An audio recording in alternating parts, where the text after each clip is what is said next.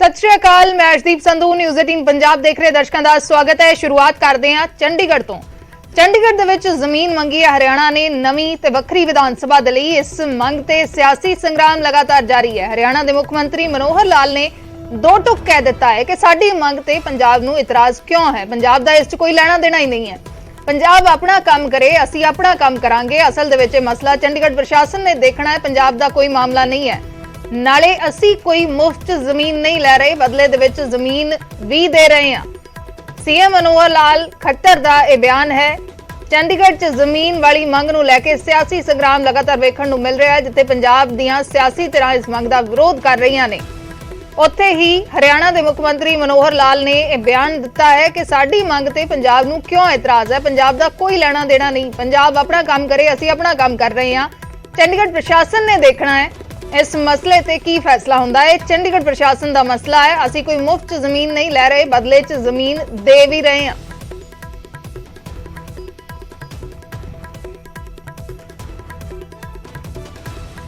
हरियाणा अपना काम करेगा, पंजाब को अपना करना है। हम अपनी विधानसभा अलग बनाए तो उनको क्या आपत्ति हो सकती है। हम जमीन जो ले रहे हैं कोई मुफ्त में नहीं ले रहे हैं।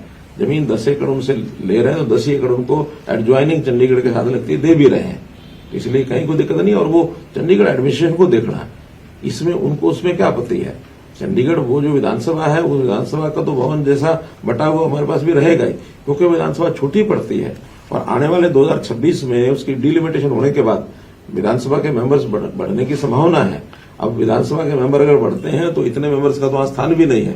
आप लोग सब देखते ही हैं कि विधानसभा का सेशन कितना कंजेस्टेड तौर पर चलता है।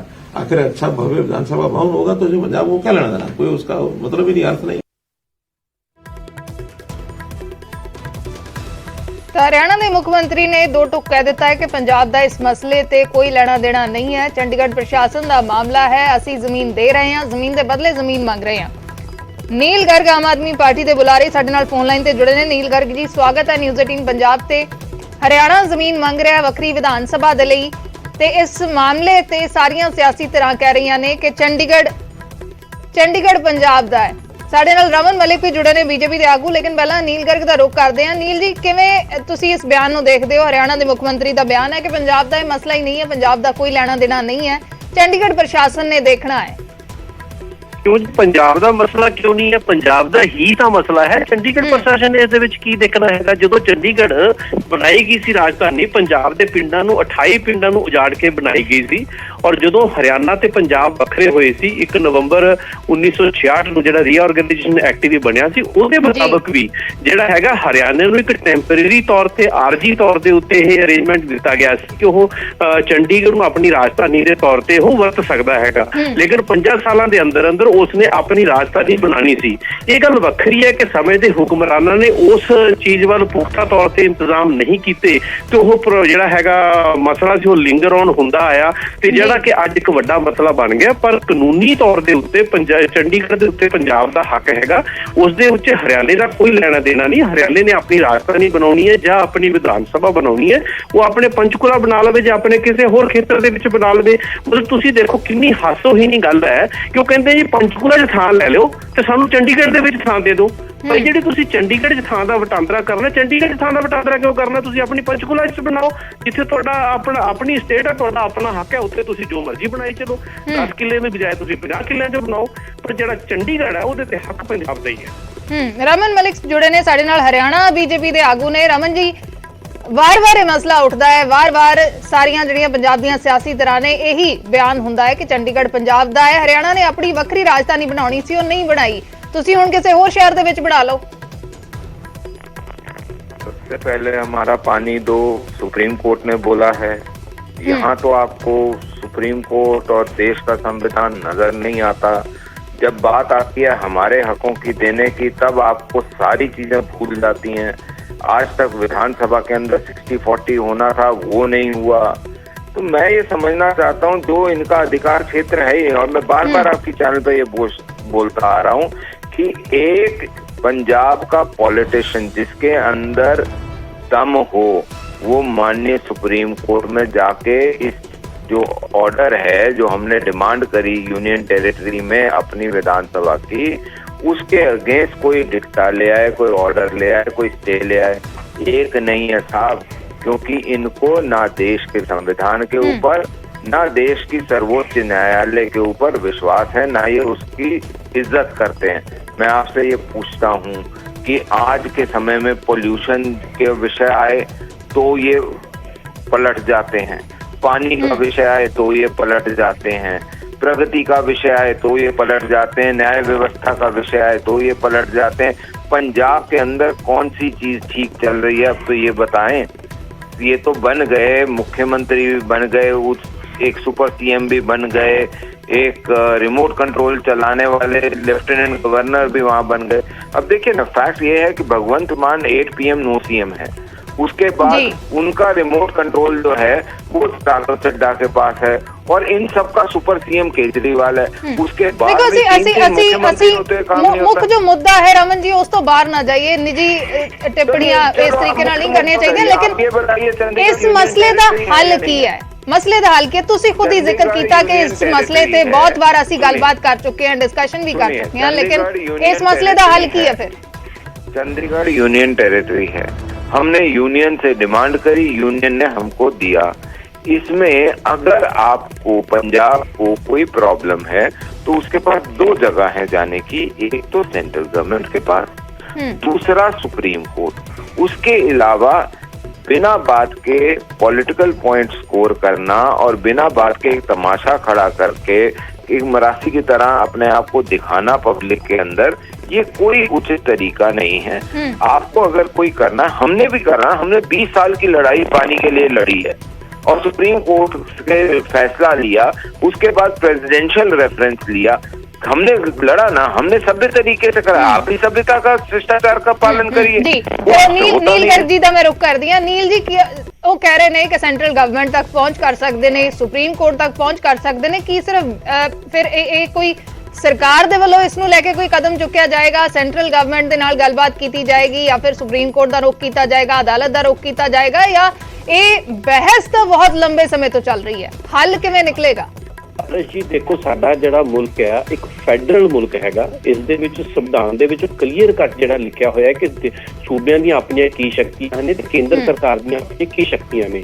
ਪਰ ਲੰਬੇ ਸਮੇਂ ਦੇ ਵਿੱਚ ਅਸੀਂ ਦੇਖਿਆ, ਪਹਿਲਾਂ ਜਦੋਂ ਸੈਂਟਰ ਦੇ ਵਿੱਚ ਕਾਂਗਰਸ ਦੀ ਸਰਕਾਰ ਸੀ, ਜਦੋਂ ਇਹ ਮਸਲਾ ਪੈਦਾ ਹੋਇਆ, ਇਹਨਾਂ ਲੋਕਾਂ ਨੇ ਉਸ ਵਕਤ ਆਪਣੀ ਸਿਆਸਤ ਦੀ ਭੇਟ ਜਿਹੜੇ ਪੂਰੇ ਖਿੱਤੇ ਨੂੰ ਚੜਾਤਾ ਔਰ ਇੱਕ ਛੋਟਾ ਜਿਹਾ ਸੂਬੀ ਬਣਾ ਕੇ ਰੱਖਤਾ। ਲੇਕਿਨ ਫਿਰ ਵੀ ਚਲੋ ਫੈਡਰਲ ਸਿਸਟਮ ਹੈਗਾ, ਇੱਕ ਆਰਗੇਨਾਈਜੇਸ਼ਨ ਐਕਟ ਹੈਗਾ, ਫੈਸਲਾ ਤੇ ਕਾਨੂੰਨ ਦੇ ਮੁਤਾਬਕ ਹੀ ਹੋਏਗਾ। ਉਹ ਕਿਸੇ ਦੀ ਇੱਛਾ ਦੇ ਨਾਲ ਤਾਂ ਹੋ ਨਹੀਂ ਸਕਦਾ। ਮੰਨ ਲਓ ਕਿਸੇ ਪ੍ਰਧਾਨ ਮੰਤਰੀ ਦੀ ਜਾਂ ਮੁੱਖ ਮੰਤਰੀ ਦੀ ਜਾਂ ਕਿਸੇ ਹੋਰ ਨੇਤਾ ਦੀ ਇੱਛਾ ਦੇ ਮੁਤਾਬਕ ਫੈਸਲਾ ਨਹੀਂ ਹੁੰਦਾ, ਫੈਸਲਾ ਕਾਨੂੰਨ ਦੇ ਮੁਤਾਬਕ ਹੁੰਦਾ। ਔਰ ਕਾਨੂੰਨ ਕਹਿੰਦਾ ਹੈਗਾ ਕਿ ਚੰਡੀਗੜ੍ਹ ਦੇ ਉੱਤੇ ਪੰਜਾਬ ਦਾ ਹੱਕ ਹੈ। ਔਰ ਇਹਨਾਂ ਨੇ ਪਾਣੀਆਂ ਦੀ ਗੱਲ ਕੀਤੀ, ਇੰਟਰਨੈਸ਼ਨਲੀ ਐਕਸੈਪਟਡ ਲਾਅ ਹੈਗਾ ਰਿਪੇਰੀਅਨ ਲਾਅ, ਉਸ ਤੋਂ ਵੱਡਾ ਤੇ ਕੋਈ ਨਹੀਂ ਹੈਗਾ, ਠੀਕ ਹੈ ਨਾ। ਸੋ ਇਸੇ ਤਰ੍ਹਾਂ ਜਿਹੜਾ ਰਿਪੇਰੀਅਨ ਲਾਅ ਕਹਿੰਦਾ, ਹਰਿਆਣਾ ਤੇ ਰਿਪੇਰੀਅਨ ਸਟੇਟ ਹੀ ਹੈ ਨਹੀਂ ਹੈ, ਉਸਦਾ ਪਾਣੀਆਂ ਦੇ ਉੱਤੇ ਹੱਕ ਹੀ ਹੈ ਨਹੀਂ, ਪਾਣੀਆਂ ਵੰਡਣ ਦੀ ਤੇ ਬਾਅਦ ਦੀ ਗੱਲ ਆਉਂਦੀ ਹੈ। ਲੇਕਿਨ ਉਹ ਗੱਲ ਕਹਿ ਰਹੇ ਨੇ ਕਿ ਸੁਪਰੀਮ ਕੋਰਟ ਨਿਰਦੇਸ਼ ਕਰ ਚੁੱਕਿਆ ਹੈ, ਫਿਰ ਉਸ ਨੂੰ ਕਿਉਂ ਨਹੀਂ ਮੰਨਿਆ ਜਾ ਰਿਹਾ? ਦੂਸਰਾ ਜੋ ਤੁਸੀਂ ਜ਼ਿਕਰ ਕਰ ਰਹੇ ਹੋ ਕਿ ਚੰਡੀਗੜ੍ਹ ਤੇ ਪੰਜਾਬ ਦਾ ਹੱਕ ਹੈ, ਤਾਂ ਇਹ ਸਟੇਟਮੈਂਟਸ ਤਾਂ ਬਹੁਤ ਵਾਰ ਆ ਚੁੱਕੀਆਂ ਨੇ, ਸਟੇਟਮੈਂਟਸ ਤਾਂ ਹਰਿਆਣਾ ਵੀ ਜਾਰੀ ਕਰਦਾ ਹੈ, ਲੇਕਿਨ ਸਰਕਾਰ ਇਸ ਨੂੰ ਲੈ ਕੇ ਕੀ ਕਦਮ ਚੁੱਕੇਗੀ ਫਿਰ? ਜੀ ਮੈਂ ਤੁਹਾਨੂੰ ਪਹਿਲੇ ਆਖਿਆ ਕਿ ਜਿਹੜਾ ਹੈਗਾ ਸਾਡਾ ਦੇਸ਼ ਹੈ ਸੰਵਿਧਾਨ ਦੇ ਮੁਤਾਬਕ ਚੱਲਦਾ, ਉਹ ਸੰਵਿਧਾਨ ਦੇ ਵਿੱਚ ਫੈਡਰਲ ਸਿਸਟਮ ਹੈਗਾ। ਲੇਕਿਨ ਸਮੇਂ ਦੀਆਂ ਕਈ ਵਾਰੀ ਜਿਹੜੀਆਂ ਕਿ ਆਪ ਖੁਦਰਾ ਸਰਕਾਰਾਂ ਜਿਹੜੀਆਂ ਹੁੰਦੀਆਂ ਨੇ, ਕਿਸੇ ਟਾਈਮ ਤੇ ਇੰਦਰਾ ਗਾਂਧੀ ਦੀ ਬੜੀ ਪਾਵਰਫੁਲ ਹੁੰਦੀ ਸੀ ਸੈਂਟਰ ਦੇ ਵਿੱਚ। ਇਸੇ ਤਰ੍ਹਾਂ ਅੱਜ ਜਦੋਂ ਦਾ ਮੋਦੀ ਸਾਹਿਬ ਜਾਨੀ ਕਿ ਪ੍ਰਧਾਨ ਮੰਤਰੀ ਬਣੇ ਹੈ ਮੁਲਕ ਦੇ, ਉਹਨਾਂ ਨੇ ਸਾਰਾ ਕੁਝ, ਸਾਰੀਆਂ ਸ਼ਕਤੀਆਂ ਆਪਣੇ ਕੋਲ ਇਕੱਠੀਆਂ ਕਰਨ ਦੀ ਹਰ ਹੀਲਾ ਵਸੀਲਾ ਵਰਤਿਆ ਹੈਗਾ। ਸੋ ਉਹ ਆਪਣਾ ਇੱਕ ਧੱਕੇਸ਼ਾਹੀ ਹੈ, ਲੇਕਿਨ ਧੱਕੇਸ਼ਾਹੀ ਕਾਨੂੰਨ ਦੇ ਅੱਗੇ ਨਹੀਂ ਚੱਲਦੀ ਹੁੰਦੀ ਨਾ ਉਹ। ਤੇ ਜਦੋਂ ਕਾਨੂੰਨ ਦਾ ਰੁਖ ਕਰੇਗੀ ਸਰਕਾਰ, ਕਾਨੂੰਨ ਦਾ ਰੁਖ ਵੀ ਕਰਾਂਗੇ। ਸੁਣੋ ਮੈਡਮ, ਕਾਨੂੰਨ ਦਾ ਰੁਖ ਵੀ ਕਰਾਂਗੇ ਕਿਉਂਕਿ ਸਾਡਾ ਸਿਸਟਮ ਫੈਡਰਲ ਸਿਸਟਮ ਹੈ। ਦੂਸਰੀ ਗੱਲ ਹੈ, ਜੇ ਇਸ ਦੇ ਖਿਲਾਫ ਸਾਨੂੰ ਲੜਾਈ ਸੜਕਾਂ ਦੇ ਉੱਤੇ ਲੜਨੀ ਪਈ, ਕੇਂਦਰ ਸਰਕਾਰ ਦਾ ਵੀ ਵਿਰੋਧ ਕਰਨਾ ਪਿਆ, ਤਾਂ ਸੜਕਾਂ ਦੇ ਉੱਤੇ ਵੀ ਸਾਰੇ ਪੰਜਾਬੀ ਇਕੱਠੇ ਹੋ ਕੇ, ਇੱਥੇ ਕੋਈ ਪਾਰਟੀਬਾਜ਼ੀ ਨਹੀਂ ਹੈ, ਠੀਕ ਹੈ ਨਾ, ਸਾਰੇ ਇਕੱਠੇ ਹੋ ਕੇ ਇਸ ਮੁੱਦੇ ਦੇ ਉੱਤੇ ਕੇਂਦਰ ਸਰਕਾਰ ਦੇ ਖਿਲਾਫ ਵੀ ਲੜੋ। ਰਮਨ ਜੀ ਕਹਿ ਰਹੇ ਨੇ ਕਿ ਅਸੀਂ ਕਾਨੂੰਨ ਦਾ ਵੀ ਸਹਾਰਾ ਲਵਾਂਗੇ ਇਸ ਮਾਮਲੇ 'ਚ ਜੇ ਸਾਨੂੰ ਜ਼ਰੂਰਤ ਪੈਂਦੀ ਹੈ। मैं अभी आपको इनका दोगलापन जो है और इनकी एक जिसे कहना चाहिए ना, इनका जो स्टैंड है उसको 2 मिनट में आप तोड़ के आपके चैनल पे दिखाता हूँ। सबसे पहली बात कि अगर इस प्रकार का कोई भी विषय था तो आज तक की कोई पंजाब की सरकार ने, केंद्र सरकार या सुप्रीम कोर्ट के अंदर एक भी केस या एक भी विरोध ये करा होता या किसी एक पूरा मुद्दा उठाया होता कि चंडीगढ़ को यूनियन टेरिटरी बनाया क्यों। पहली बात, जब वो यूनियन टेरिटरी बन गई तो क्या उसके ऊपर स्टेट का अधिकार है या सेंटर का अधिकार है, ये इन्हें संविधान से पता लगेगा, इंटरनेशनल लॉ से नहीं पता लगेगा। तीसरी चीज, जो इंटरनेशनल लॉ पानी के लिए रेफर कर रहे हैं, कैरियर स्टेट हरियाणा भी है, कैरियर स्टेट पंजाब भी है, लेकिन जब पंजाब का रीऑर्गेनाइजेशन हुआ था तो उसके अंदर ये कैरियर स्टेट के अंदर जो पानी का फ्लो आ रहा था उसके ऊपर एक डिवीजन हुआ था। वो डिवीजन जो है उसके लिए जब दिल्ली में पानी कम होता है तब तो ये लोग सारे हरियाणा के ऊपर चिल्लाते हैं, तब पंजाब के ऊपर नहीं चिल्लाते। लेकिन वैसे हरियाणा अपनी हद से भी ज्यादा पानी दिल्ली को दे रहा है, इसका कोई किसी को कहना नहीं है। तीसरी चीज मैं आपको बता देता हूँ, मैं आज भी बड़े स्पष्ट रूप से आपको ये बोलता हूँ कि इसका एकमात्र तरीका ये है कि पंजाब की सरकार को केंद्र सरकार को गुहार लगानी चाहिए। अगर वहां नहीं होता तो इन सुप्रीम कोर्ट के अंदर अपना केस डालना चाहिए और सुप्रीम कोर्ट के अंदर जो माननीय सुप्रीम कोर्ट कहें उनके अनुरूप सबको अनुपालना करनी पड़ेगी। एक वो पद्धति है। दूसरी चीज कि अगर आज के समय पे हम एक बारी को ये मानते हैं कि हरियाणा की विधानसभा नई विधानसभा पंजाब की विधानसभा से अलग होके एक विधानसभा और बन जाती है चंडीगढ़ की टेरिटरी में, वो union territory of Chandigarh at a later date ये डिसाइड होता है माननीय सुप्रीम कोर्ट के माध्यम से कि ये पंजाब हो जाएगी सपोजिंग, तो उस समय भी हमारे को भी एक्सेप्ट करना पड़ेगा, आपको भी एक्सेप्ट करना पड़ेगा जो माननीय सुप्रीम कोर्ट कहेंगे। तो इसमें एम्बिग्युइटी है कहाँ पे? ये प्रॉब्लम सिर्फ एक राजनीतिक मुद्दा ढूंढ के लोगों को अपनी विफलताओं को छुपाने के लिए एक राजनीतिक उत्तेजना भड़काने के लिए काम करा जा सिर्फ इसਨੂੰ सियासी मुद्दा बनाया जा रहा है। रमन जी जुड़े रहो, नील जी ਤੁਸੀਂ ਵੀ जुड़े रहो, ਸਾਡੇ ਨਾਲ ਮਨਜਿੰਦਰ ਸਿਰਸਾ ਵੀ जुड़े ने बीजेपी ਦੇ ਆਗੂ। काफी अहम इस करके हो जाता है क्योंकि पंजाब बीजेपी की भी इस ते वक्री राय है हरियाणा की बीजेपी नालों। सुनील जाखड़ का बयान आ चुका है कि चंडीगढ़ पंजाब का ही है। मनजिंदर सिरसा जी स्वागत है न्यूज़ 18 पंजाब से। चंडीगढ़ के मुद्दे नूं लैके चंडीगढ़ च हरियाणा वक्री विधान सभा दे लई जमीन मंग रहा है, नवीं विधान सभा दे लई वक्री जमीन मंग रहा है, इस मसले नूं तुसीं किवें देखदे? देखो विधान ये तो चंडीगढ़ च ही आ, ਇਹਦੇ ਨਾਲ ਇਹਦੇ ਅੰਦਰ ਕੋਈ ਇਸ਼ੂ ਤੇ ਹੈ ਹੀ ਨਹੀਂ।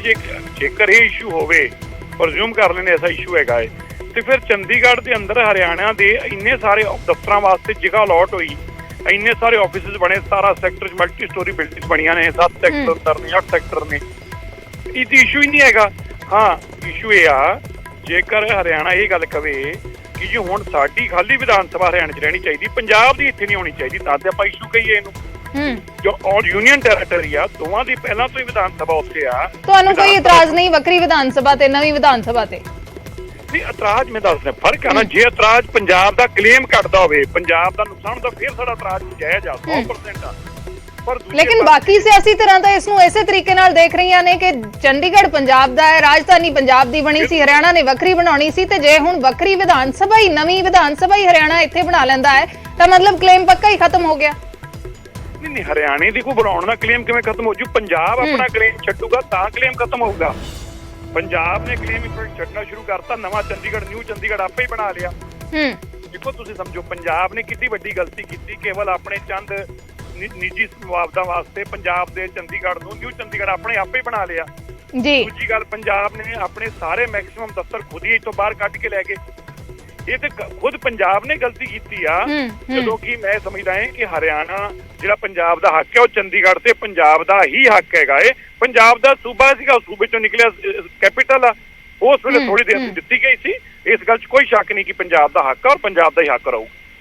ਤਾਂ ਫਿਰ ਹਰਿਆਣਾ ਦੀ ਵੱਖਰੀ ਵਿਧਾਨ ਸਭਾ ਨੂੰ ਜ਼ਮੀਨ ਮਿਲਣੀ ਚਾਹੀਦੀ ਹੈ ਕਿ ਨਹੀਂ? ਤੁਸੀਂ ਕਹਿ ਰਹੇ ਹੋ ਕਿ ਚੰਡੀਗੜ੍ਹ ਤੇ ਪੰਜਾਬ ਦਾ ਹੱਕ ਹੈ, ਤੇ ਜ਼ਮੀਨ ਤੇ ਚੰਡੀਗੜ੍ਹ ਦੇ ਵਿੱਚ ਹੀ ਰਹਿਣੀ ਹੈ, ਕੋਈ ਬਾਹਰ ਥੋੜਾ ਲੈ ਰਹੇ ਨੇ। ਮੈਂ ਕਹਿ ਰਿਹਾ ਹਾਂ ਕਿ ਦੇਖੋ ਅੱਜ ਚੰਡੀਗੜ੍ਹ ਦੇ ਅੰਦਰ ਹਰਿਆਣਾ ਦੇ ਬਹੁਤ ਗਿਣਤੀ ਦਫ਼ਤਰ ਵੀ ਨੇ, ਉਹ ਜਗ੍ਹਾ ਕਿਵੇਂ ਮਿਲੀ? ਅਲਾਟਮੈਂਟ ਹੋ ਗਏ, ਤੇ ਚੰਡੀਗੜ੍ਹ ਦੀ ਜਗ੍ਹਾ ਤੇ ਚੰਡੀਗੜ੍ਹ 'ਚ ਰਹਿਣ ਵਾਲੀ ਆ, ਕਿਤੇ ਬਾਹਰ ਥੋੜਾ ਜਾਣ ਲੱਗੀ ਇਹਦੇ ਤੋਂ।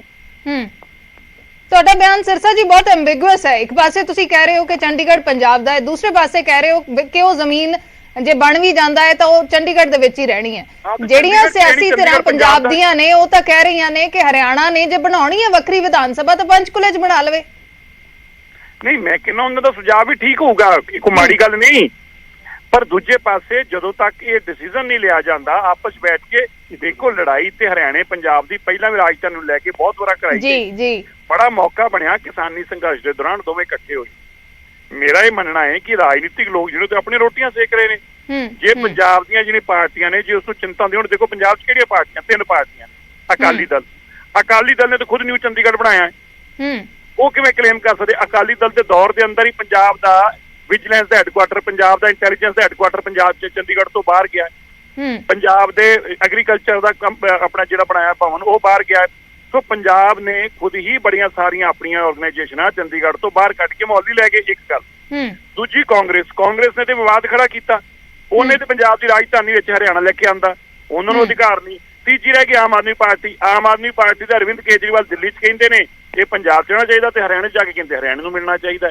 ਸੋ ਮੈਂ ਤੇ ਬੀਜੇਪੀ ਦੀ ਬਿਲਕੁਲ ਸਪਸ਼ਟ ਗੱਲ ਦੱਸ ਰਿਹਾ ਹਾਂ ਕਿ ਇਹ ਦੋ ਭਰਾ ਬੜੀ ਮੁਸ਼ਕਿਲ ਹਰਿਆਣਾ ਤੇ ਪੰਜਾਬ ਇਕੱਠੇ ਹੋਏ ਨੇ, ਰਾਜਨੀਤਿਕ ਪਾਰਟੀਆਂ ਨੂੰ ਫਿਰ ਲੜਾਉਣਾ ਚਾਹੁੰਦੀਆਂ, ਇਸ ਤੋਂ ਜ਼ਿਆਦਾ ਹੋਰ ਕੋਈ ਮਕਸਦ ਨਹੀਂ ਹੈ। ਮਸਲੇ ਦਾ ਹੱਲ ਕਿਵੇਂ ਹੋਏਗਾ ਫਿਰ? ਇੱਥੇ ਆਪਸ 'ਚ ਬੈਠ ਕੇ ਮਸਲੇ ਦਾ ਹੱਲ ਕੀਤਾ ਜਾ ਸਕਦਾ। ਪੰਜਾਬ ਦਾ ਹੱਕ ਆ, ਪੰਜਾਬ ਦਾ ਰਾਈਟ ਆ, ਫਸਟ ਰਾਈਟ ਪੰਜਾਬ ਦਾ ਏ, ਔਰ ਇਹ ਕੇਂਦਰ ਦੀ ਸਰਕਾਰ ਨੂੰ ਬੈਠ ਕੇ ਦੋਵਾਂ ਨੂੰ ਉਹਦਾ ਮਸਲਾ ਹੱਲ ਕਰਾ ਕੇ ਦੇਣਾ ਚਾਹੀਦਾ, ਕੋਈ ਸ਼ੱਕ ਹੀ ਨਹੀਂ ਇਹਦੇ ਅੰਦਰ। ਰਮਨ ਜੀ ਕੀ ਕਹਿਣਾ ਚਾਹੋਗੇ? ਹੱਕ ਪੰਜਾਬ ਦਾ ਹੈ, ਪਹਿਲਾ ਹੱਕ ਪੰਜਾਬ ਦਾ ਹੈ, ਲੇਕਿਨ ਆਪਸ ਦੇ ਵਿੱਚ ਬੈਠ ਕੇ ਇਸ ਮਸਲੇ ਨੂੰ ਹੱਲ ਕਰ ਲੈਣ। ਤੁਹਾਡੀ ਪਾर्टी ਦੇ ਆਗੂ ने जी पंजाब रीऑर्गेनाइजेशन एक्ट के अनुसार बहुत सारी और चीजें हैं, पानी का विषय भी है और फाजिलका का भी विषय है और उसमें और चीजों का भी विषय है। मेरा कहना ये है, जहां तक लिमिटेड हम क्वेश्चन करते हैं ऑफ चंडीगढ़ के अंदर हरियाणा की नई विधानसभा का, उसका एकमात्र जो सलूशन मेरे को सामने नजर आता है वो ये है कि ये जो विधानसभा है ये जहाँ पे बने, अगर पंजाब को इससे, पंजाब की सरकार को इससे कोई प्रॉब्लम है तो वो माननीय सुप्रीम कोर्ट के पास जाए, वहां पे जो निर्णय हो वो सभी को मान्य होगा। और इसमें जब प्रॉब्लम आएगी तभी सुप्रीम कोर्ट होता है ना जी। तो अगर आपको प्रॉब्लम आई है तो आप सुप्रीम कोर्ट के माध्यम से सॉल्व कराइए। अगर आप देश की कानून व्यवस्था के ऊपर विश्वास नहीं जताएंगे तो जनता को कैसे विश्वास होगा कि देश में कानून व्यवस्था है? तो आप अपने आप ही कहीं ना कहीं माननीय सुप्रीम कोर्ट, माननीय जो हमारी कॉन्स्टिट्यूशन है, कल कॉन्स्टिट्यूशन डे था, उसकी भी आप अवहेलना कर रहे हैं। क्योंकि अगर आप ये बार बार दिखाएंगे कि आप सड़क को संविधान से ऊपर मानते हैं तो फिर इस देश के अंदर अराजकता को कोई रोक नहीं सकता। ਜੀ ਨੀਲ ਗਰਗ ਸਾਡੇ ਨਾਲ ਜੁੜੇ ਹੋਏ ਨੇ, ਆਮ ਆਦਮੀ ਪਾਰਟੀ ਦੇ ਬੁਲਾਰੇ ਨੇ। ਨੀਲ ਜੀ, ਕਿਵੇਂ ਇਸ ਮਸਲੇ ਨੂੰ ਸੁਲਝਾਇਆ ਜਾਏਗਾ? ਮਨਜਿੰਦਰ ਸਿਰਸਾ ਵੀ ਜੁੜੇ ਸੀ, ਬੀਜੇਪੀ ਦੇ ਹੀ ਆਗੂ ਨੇ, ਕਹਿ ਰਹੇ ਨੇ ਕਿ ਪਹਿਲਾ ਹੱਕ ਪੰਜਾਬ ਦਾ ਹੀ ਹੈ ਚੰਡੀਗੜ੍ਹ ਤੇ, ਲੇਕਿਨ ਇਸ ਮੁੱਦੇ ਤੇ ਸਿਆਸਤ ਹੁੰਦੀ ਰਹੀ ਹੈ। ਪਿਛਲੀਆਂ ਜੋ ਸਰਕਾਰਾਂ ਦਾ ਜ਼ਿਕਰ ਕਰ ਰਹੇ ਸੀ ਕਿ ਉਹਨਾਂ ਨੇ ਦਫ਼ਤਰ ਇੱਥੋਂ ਬਾਹਰ ਲੈ ਗਈਆਂ, ਉਹ ਸਰਕਾਰਾਂ ਮੋਹਾਲੀ ਦੇ ਵਿੱਚ ਲੈ ਗਈਆਂ ਉਹ ਦਫ਼ਤਰ, ਜਾਂ ਫਿਰ ਨਿਊ ਚੰਡੀਗੜ੍ਹ ਬਣ ਗਿਆ। ਉਹ ਸਾਰੀਆਂ ਚੀਜ਼ਾਂ ਸਭ ਦੇ ਸਾਹਮਣੇ ਨੇ, ਜੋ ਵੀ ਕੁਝ ਪਿਛਲੇ ਦਿਨਾਂ ਦੇ ਵਿੱਚ ਹੋਇਆ ਹੈ। ਲੇਕਿਨ ਇਸ ਮਸਲੇ ਦਾ ਹੱਲ ਕੀ ਹੈ? ਹਰ ਧਿਰ ਕਹਿੰਦੀ ਹੈ ਕਿ ਚੰਡੀਗੜ੍ਹ ਪੰਜਾਬ ਦਾ ਹੈ, ਪੰਜਾਬ ਦੀ ਹਰ ਧਿਰ ਕਹਿੰਦੀ ਹੈ, ਹਰਿਆਣਾ ਕਹਿੰਦਾ ਹੈ ਕਿ ਸਾਡਾ ਹੱਕ ਹੈ। ਲੇਕਿਨ ਇਸ ਮਸਲੇ ਦਾ ਹੱਲ ਕਿਵੇਂ ਹੋਏਗਾ? ਕੀ ਸਿਰਫ ਬਿਆਨ ਦੇ ਕੇ ਸਰ ਜਾਂਦਾ ਹੈ ਜਾਂ ਫਿਰ ਇਸ ਮਸਲੇ ਨੂੰ ਕੋਰਟ ਤੱਕ ਲਿਜਾਇਆ ਜਾਏਗਾ, ਜਿਵੇਂ ਰਮਨ ਮਲਿਕ ਜ਼ਿਕਰ ਕਰ ਰਹੇ ਨੇ? ਨੀਲ ਜੀ,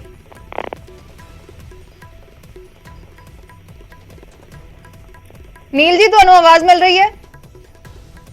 ਜਾ ਰਹੀ ਤੁਹਾਨੂੰ? ਜੀ ਜੀ ਨੀਲ ਜੀ।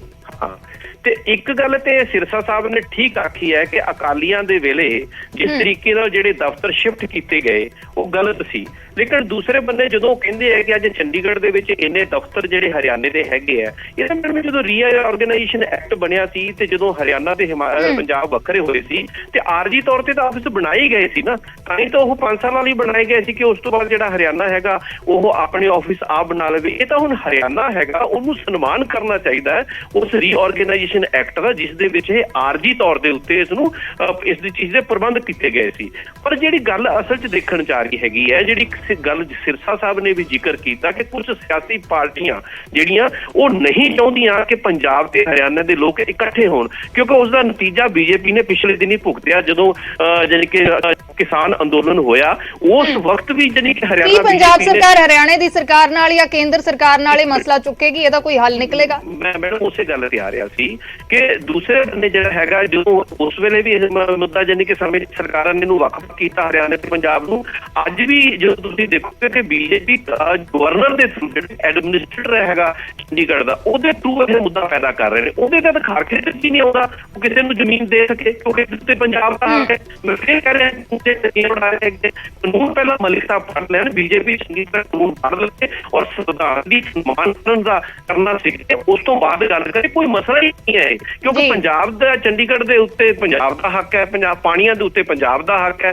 ਅਸੀਂ ਤੇ ਆਪਦੇ ਹੱਕ ਦੀ ਗੱਲ ਕਰ ਰਹੇ ਹਾਂ, ਅਸੀਂ ਤੇ ਕੋਈ ਲੜਾਈ ਦੀ ਗੱਲ ਹੀ ਨਹੀਂ ਕਰ ਰਹੇ। ਇਹ ਤਾਂ ਤੁਹਾਨੂੰ ਇਤਰਾਜ਼ ਹੈਗਾ ਔਰ ਤੁਸੀਂ ਉਸ ਕਾਨੂੰਨ ਨੂੰ ਮੰਨਣ ਨੂੰ ਤਿਆਰ ਨਹੀਂ ਹੈਗੇ। ਮੈਂ ਤੁਹਾਨੂੰ ਪਹਿਲਾਂ ਵੀ ਸਪਸ਼ਟ ਕੀਤਾ। ਚਲੋ ਖੈਰ, ਮਸਲੇ ਦਾ ਹੱਲ ਕਿਵੇਂ ਨਿਕਲੇਗਾ ਉਸ ਦਾ ਜ਼ਰੂਰ ਇੰਤਜ਼ਾਰ ਹੈ। ਸ਼ੁਕਰੀਆ ਫਿਲਹਾਲ ਨੀਲ ਗਰਗ ਜੀ ਜੁੜਨ ਦੇ ਲਈ। ਰਾਵਣ ਮਲਿਕ ਜੀ ਤੁਹਾਡਾ ਵੀ ਸ਼ੁਕਰੀਆ। ਮਨਜਿੰਦਰ ਸਿਰਸਾ ਜੁੜੇ, ਸਿਰਸਾ ਜੀ ਤੁਹਾਡਾ ਵੀ ਸ਼ੁਕਰੀਆ। ਤਾਂ ਜ਼ਮੀਨ ਤੇ ਸਿਆਸੀ ਸੰਗਰਾਮ ਜਾਰੀ ਹੈ। ਹਰਿਆਣਾ ਦੇ ਮੁੱਖ ਮੰਤਰੀ ਦਾ ਬਿਆਨ ਆਇਆ ਹੈ, ਚੰਡੀਗੜ੍ਹ ਪ੍ਰਸ਼ਾਸਨ ਨੇ ਮਸਲਾ ਦੇਖਣਾ ਹੈ, ਪੰਜਾਬ ਦਾ ਕੋਈ ਲੈਣਾ ਦੇਣਾ ਨਹੀਂ ਕਹਿ ਰਹੇ ਨੇ। ਲੇਕਿਨ ਇਹ ਵਿਵਾਦ ਇਸੇ ਤਰੀਕੇ ਨਾਲ ਸਾਲਾਂ ਤੋਂ ਚੱਲ ਰਿਹਾ ਹੈ, ਹੱਲ ਕਿਵੇਂ ਹੋਏਗਾ ਇਹ ਸਵਾਲ ਬਣਿਆ ਹੋਇਆ ਹੈ। ਫਿਲਹਾਲ ਇੱਕ ਛੋਟੀ ਜਿਹੀ ਬ੍ਰੇਕ ਦੇ ਲਈ ਰੁਕਦੇ ਹਾਂ।